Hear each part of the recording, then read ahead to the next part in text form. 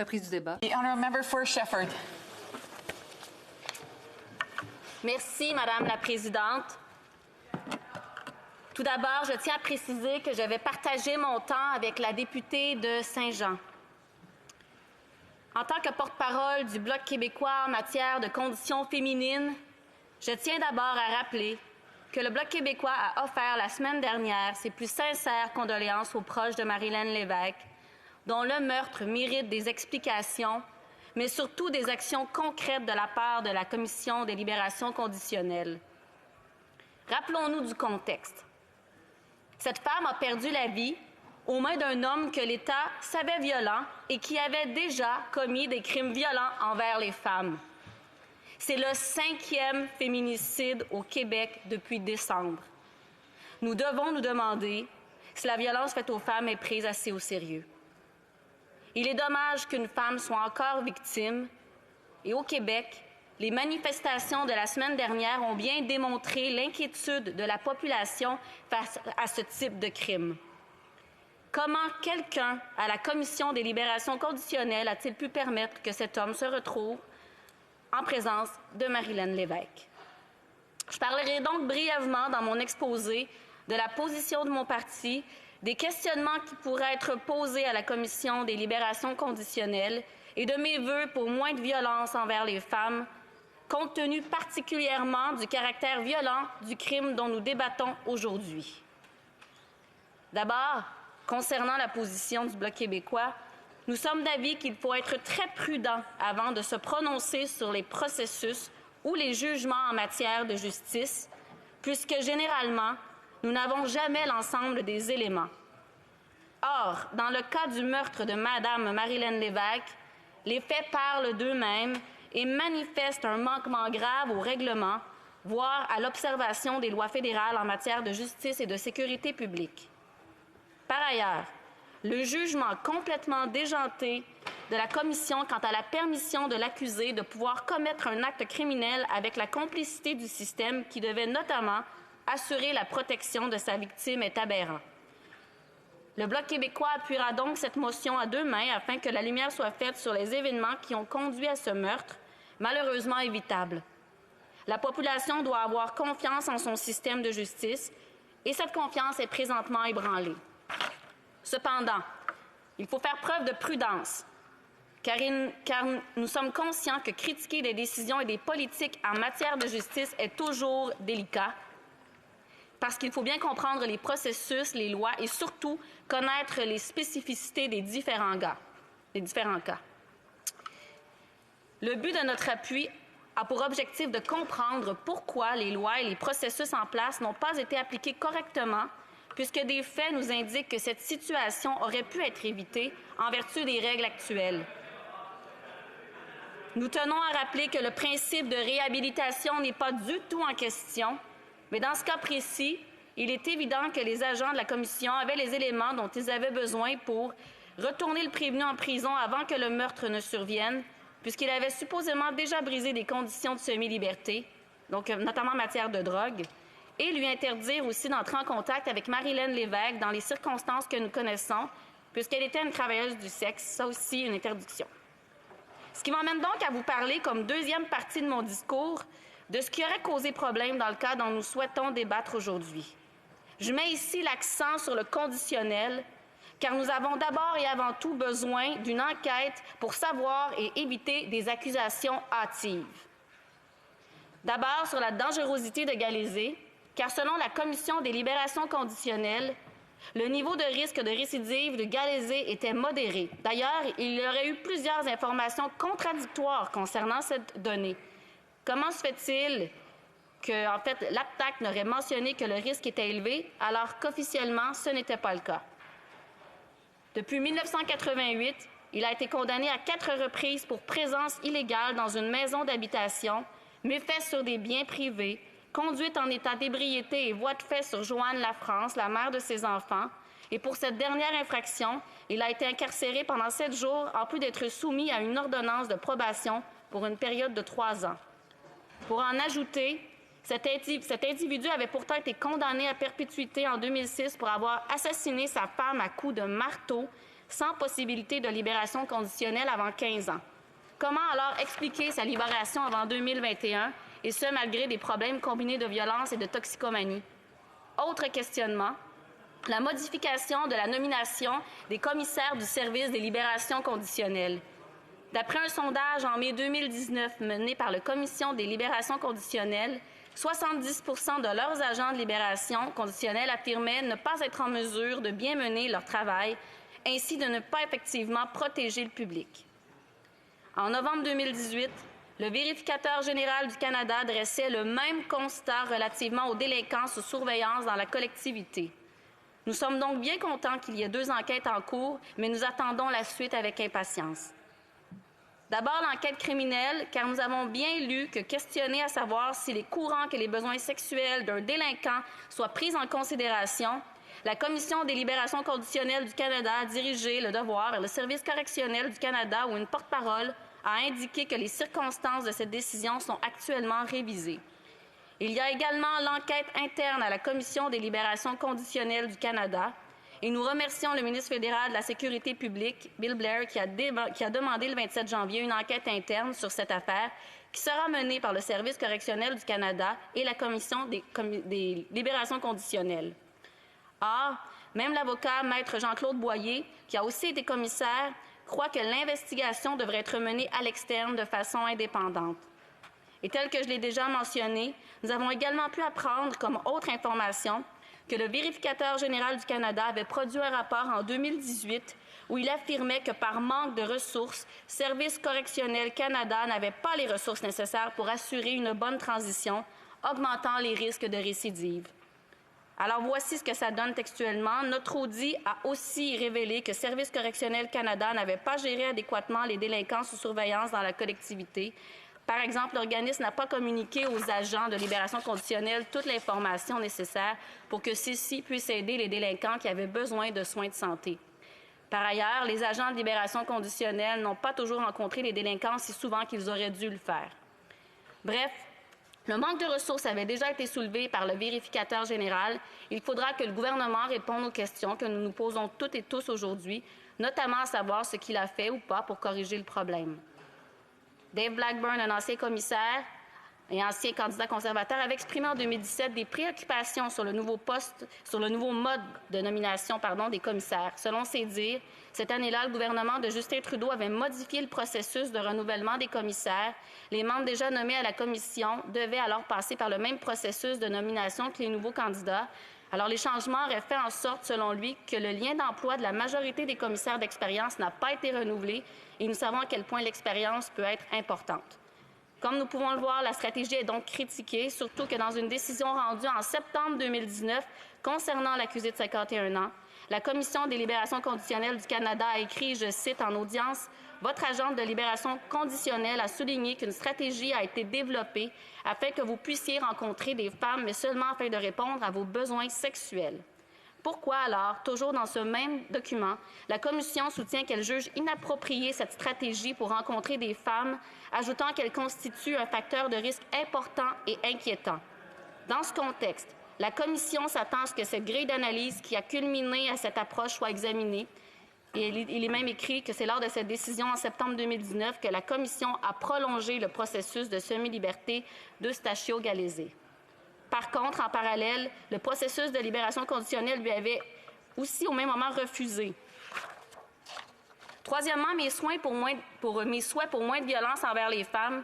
J'entendais la semaine dernière une journaliste parler d'un échange qu'elle avait eu avec une gardienne de sécurité de M. Galeazzi. Elle mentionnait avoir observé les problèmes de ce dernier face à l'autorité et face aux femmes. De plus, il était souvent dans un rapport de séduction.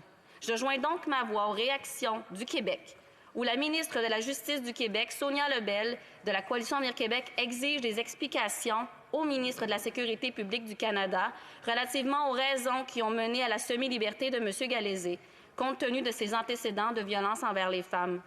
De plus, ses collègues députés Véronique Yvon du Parti québécois et Manon Massé de Québec solidaire ajoutent leur voix en exigeant aussi des réponses.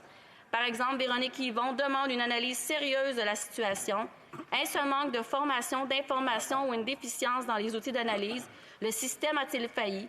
Et elle se désole aussi qu'une telle chose puisse se produire alors qu'on se dit de plus en plus sensibilisé aux impacts de la violence familiale et au féminicide.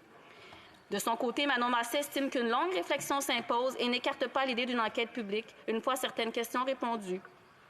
Selon la ministre responsable de la condition féminine à Québec, Isabelle Charest, Québec veut donc resserrer la sécurité autour des victimes de violences conjugales afin de prévenir des crimes violents comme ceux qui sont survenus au cours des derniers mois. Le financement des maisons d'hébergement... Je m'excuse, le temps est écoulé. Je suis certain que la députée de Shefford aura l'opportunité de soit finir son discours ou ajouter pendant la période de questions et commentaires. J'ai essayé de donner de la notice, mais je sais que c'est un enjeu assez difficile. Resuming debate, questions and comments. Question et commentaire, le député d'Avalon. Merci, Madame la Présidente. Je tiens à remercier la députée pour son discours sur ce sujet aujourd'hui. J'imagine qu'on s'est beaucoup posé de questions à savoir qui aurait dû faire quoi pour prévenir cela. Et on peut dire que c'est la faute du gouvernement ou la faute de quelqu'un d'autre, mais je reconnais qu'il y a eu une erreur qui a été commise quelque part et qu'il faut faire enquête pour savoir ce qui est arrivé. La députée croit-elle que le gouvernement devrait participer directement aux décisions de la commission à l'avenir, surtout pour des crimes graves? L'honorable députée de Shefford. Bien entendu, il est important de respecter la séparation du législatif et du judiciaire. Donc non, le but de mes interventions était simplement de démontrer qu'il y a des questions dont l'enquête saura sûrement réussir à nous donner des réponses. Question, commentaire. Le député de Vancouver-Est. Je remercie la députée de son discours. Je crois que c'est bien qu'on se penche sur cette question. Je crois que c'est important. Micro, s'il vous plaît. Il faut se pencher sur les risques auxquels sont confrontés les travailleuses du sexe. Comme on sait, le gouvernement conservateur a présenté le projet de loi C-36 qui a eu des répercussions sur la sécurité des travailleuses du sexe. J'aimerais que la députée nous fasse ses commentaires pour nous dire ce que le gouvernement devrait faire relativement à la sécurité des travailleuses du sexe. La députée de Shefford. J'arrivais en conclusion de mon exposé pour dire que le débat doit effectivement s'élargir et qu'il ne faut pas seulement se concentrer sur le cas de Marie-Hélène Lévesque. Il faut que ce cas-là devienne un exemple, un modèle pour ne plus jamais que ça se reproduise. Et cela inclut effectivement des campagnes d'éducation. On en revient à là aussi, il faut travailler en amont. Il faudra étudier le cas de ces travailleuses. Il faudra travailler et étudier le cas de l'ensemble de la violence faite aux femmes. Questions et commentaires. Le député de Calgary-Shepherd. Présidente, donc j'aimerais remercier la députée pour son intervention. Elle s'est penchée sur plusieurs questions que beaucoup de députés sur notre côté ont aussi mentionnées. Et je pense que dans ce cas-ci, ce n'est pas juste l'entraînement des gens qui font partie de la commission qui ont été inclus, ont fait cette décision, mais aussi leur jugement depuis 2017, comme plusieurs députés conservateurs ont mentionné. Je pense, la question, c'est le manque de jugement. Donc, j'aimerais entendre la députée expliquer un peu qu'est-ce qu'elle pense que un comité parlementaire pourrait faire pour nous assurer que toutes les personnes qui ont été impliquées dans ce cas-ci, une femme, bien sûr, une femme innocente a été assassinée, que toutes les personnes qui ont été impliquées dans ce cas-ci pourraient se présenter devant un comité de parlementaires pour nous expliquer comment est-ce que ce manque de jugement a pu se passer. L'honorable député de Shefford. Merci, Madame la Présidente. Je remercie mon collègue pour sa question. Il comprendra effectivement que je ne porterai pas à cette étape-ci de jugement qui serait trop hâtif. J'ai bien utilisé le conditionnel et j'ai posé des questions dans mon exposé. Donc, je ne veux pas présumer de la formation ou du manque de jugement de qui que ce soit. J'espère que l'enquête nous révélera et répondra à certaines questions que j'ai posées. Questions et commentaires. Le député de Guelph. Merci, Madame la Présidente. Je remercie la députée de Shefford qui a vraiment fait un discours bien pensé et judicieux. J'aimerais revenir à la question précédente du député conservateur sur le rôle du comité qui va ajouter une certaine valeur au processus. Nous ne sommes pas chargés d'enquêter. Il y a des professionnels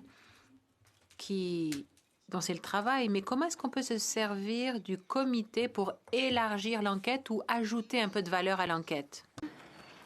Mais ce comité-là, nous espérons qu'effectivement, il aura l'occasion de se pencher sur différents aspects qui ont causé problème dans cette situation-là et d'emmener des réponses. Mais surtout, l'important, c'est que ces réponses-là, ensuite, ne soient pas tablettées, que le rapport de ce comité-là puisse mener vraiment à des actions concrètes. Parce que pour contrer la violence contre les femmes, c'est le temps et agissons. Bravo. Prise de débat. L'honorable député de... avant de faire la reprise de débat, je m'excuse, j'ai oublié que j'avais un devoir. Conformément à l'ordre, conformément à l'article 38 du règlement, je dois faire connaître à la Chambre les questions qu'elle abordera à l'heure de l'ajournement ce soir. L'honorable député de Renfrew, Nipissing Pembroke, les anciens combattants, l'honorable député de Cloverdale, Langley City, la santé, et l'honorable député de Oshawa, le commerce international. L'honorable député de Saint-Jean. Merci, Madame la Présidente. J'aurais aimé entendre un peu plus ma collègue, de la députée de Shefford, avec sa très, très bonne présentation. Je serai possiblement un peu plus brève qu'elle. Je me permettrai de relire la motion. Je pense qu'elle mérite qu'on s'y attarde. Alors, elle se lit comme suit. Que la Chambre condamne la décision de la Commission des libérations conditionnelles du Canada qui a mené à la mort d'une jeune femme par un détenu alors qu'il était en semi-liberté en janvier de cette année. B. Donne instruction au Comité permanent de la sécurité publique et nationale de tenir les audiences sur cette affaire, y compris d'examiner les changements apportés par le gouvernement en 2017 au processus de nomination de la Commission en vue de recommander des mesures à prendre pour veiller à ce qu'une tragédie de ce genre ne se reproduise plus jamais. Je soumettrai bien humblement que la motion aurait pu être un peu plus courte et elle aurait possiblement fait meilleur consensus. J'aurais aimé, par exemple, qu'on ne retienne que la partie suivante, à savoir que la Chambre donne instruction au Comité permanent de la sécurité publique et nationale de tenir des audiences sur cette affaire en vue de recommander des mesures à prendre pour veiller à ce qu'une tragédie de ce genre ne se reproduise plus jamais. J'aimerais mettre la Chambre en garde sur certaines tangentes qui se sont dégagées des débats et même de la période de questions qui ont entouré le décès de Marilène Lévesque. Il me semble que si la Commission des libérations conditionnelles est perfectible, elle n'est pas pour autant absolument dysfonctionnelle. Et il me semble que c'est quelque chose qu'on ne devrait pas perdre de vue. On a laissé entendre, sans avoir lu le dossier, sans savoir qu'est-ce qu'il y avait dans les rapports, sans connaître la position des agents de libération conditionnelle, que M. Galaizé n'aurait jamais dû se retrouver sur la rue. On laisse pratiquement entendre qu'on n'aurait pas dû laisser à M. Galaizé de période de transition, de période de réhabilitation et peut-être même qu'à la fin de sa sentence, on aurait pu le laisser librement sans qu'il y ait eu une bonne adaptation à la société. On a presque laissé entendre que, finalement, la Commission des libérations conditionnelles laissait aller des meurtriers sur la rue et qu'on devrait avoir peur de ce que la Commission fait, alors que, lorsqu'on regarde les statistiques, on constate, et c'est des statistiques qui datent, mais qui sont quand même encore d'actualité, de 2013 à 2014, 99 % des périodes de semi-liberté, 97 des périodes de liberté conditionnelle totale qui ont été accordées à des délinquants sous responsabilité fédérale ont été terminées sans qu'il y ait de récidive. C'est plus de 99 % des périodes de liberté conditionnelle, semi-liberté et liberté conditionnelle totale qui ont été terminées sans que le délinquant ne commette d'infractions violentes. Donc, la Commission des libérations conditionnelles, de façon générale, fonctionne et, ma collègue l'a réitéré, nous sommes davantage dans une optique de réhabilitation des détenus que dans une optique de coercition. On a traité aussi de la sélection des commissaires, on a traité de l'absence de qualification des commissaires sans savoir quelles étaient les qualifications des commissaires en jeu et de l'ensemble des commissaires. On comprend un peu des conclusions qui ont été avancées par certains membres qu'il était possible de tirer des recommandations, voire des conclusions sans même qu'il y ait eu d'enquête. On est un peu dans la technique du « shoot first, ask questions later ».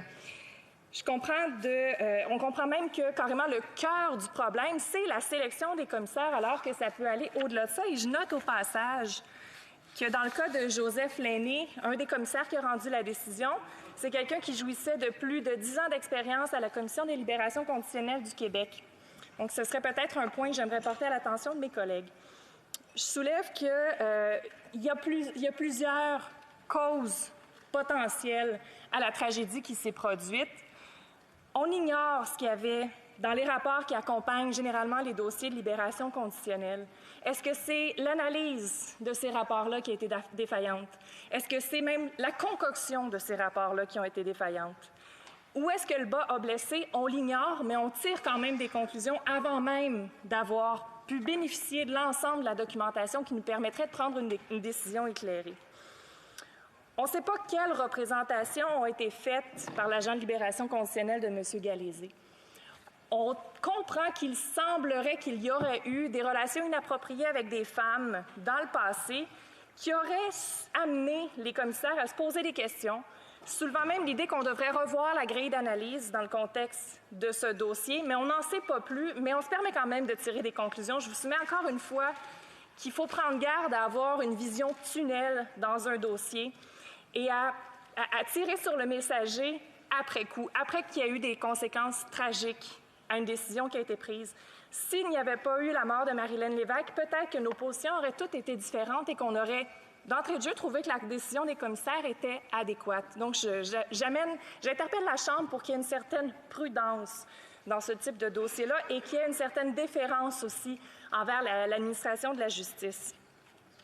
Je comprends qu'il n'est pas rare également que dans le cas de libération conditionnelle, on demande, on émette comme condition envers les gens qu'on met en liberté conditionnelle qu'il n'y ait aucun contact avec l'agent féminine et que s'il y en a, que ce soit des contacts sexuels ou non sexuels, ils doivent être rapportés à l'agent de libération conditionnelle.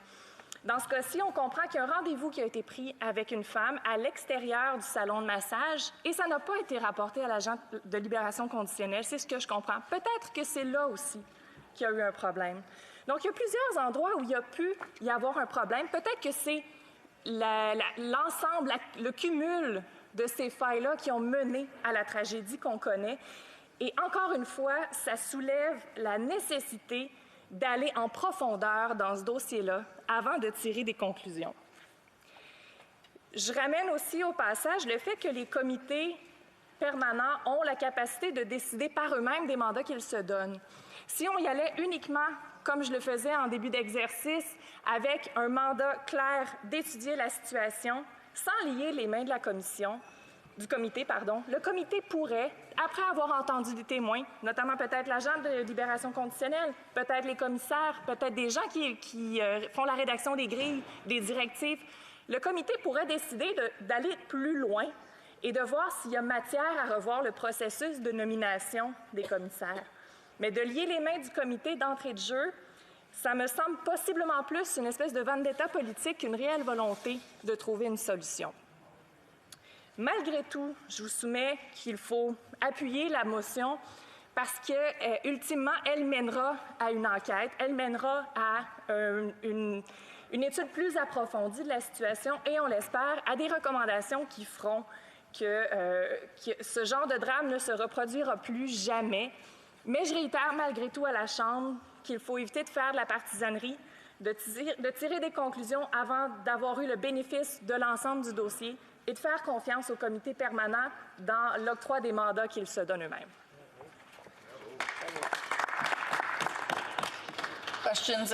Questions et commentaires. Le député de Guelph.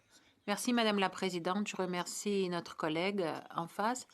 Le ton de la conversation a changé avec les deux dernières oratrices et j'apprécie beaucoup qu'elles séparent les questions partisanes. Elles essayent vraiment de comprendre ce qu'il s'est passé dans ce processus ou dans cette défaillance. Elles veulent vraiment savoir ce que les parlementaires peuvent faire pour ajouter au travail des professionnels qui va se faire en parallèle. Donc, ma collègue pourrait-elle faire des recommandations au comité? Certes, elle nous a dit que les comités peuvent décider par eux-mêmes les mandats qu'ils se donnent, mais on pourrait peut-être demander au comité d'examiner certaines choses dans le cadre de l'enquête. De Saint-Jean. En fait, je vais simplement réitérer ce que j'ai déjà mentionné. Il me semble que si on avait simplement demandé au comité de se pencher sur la situation pour voir qu'est-ce qui a mené au meurtre de Marilyn Lévesque et ensuite faire confiance au comité pour qu'il puisse lui-même trouver les pistes de solution et en avançant tranquillement à travers la preuve qui serait présentée devant lui, aller dans d'autres directions et émettre d'autres recommandations, on serait sur la bonne voie. Et justement, je ferais l'inverse de ce que je viens de prôner si d'entrée de jeu, je faisais moi-même des recommandations au comité auxquelles je fais entièrement confiance. Questions et commentaires? Tester.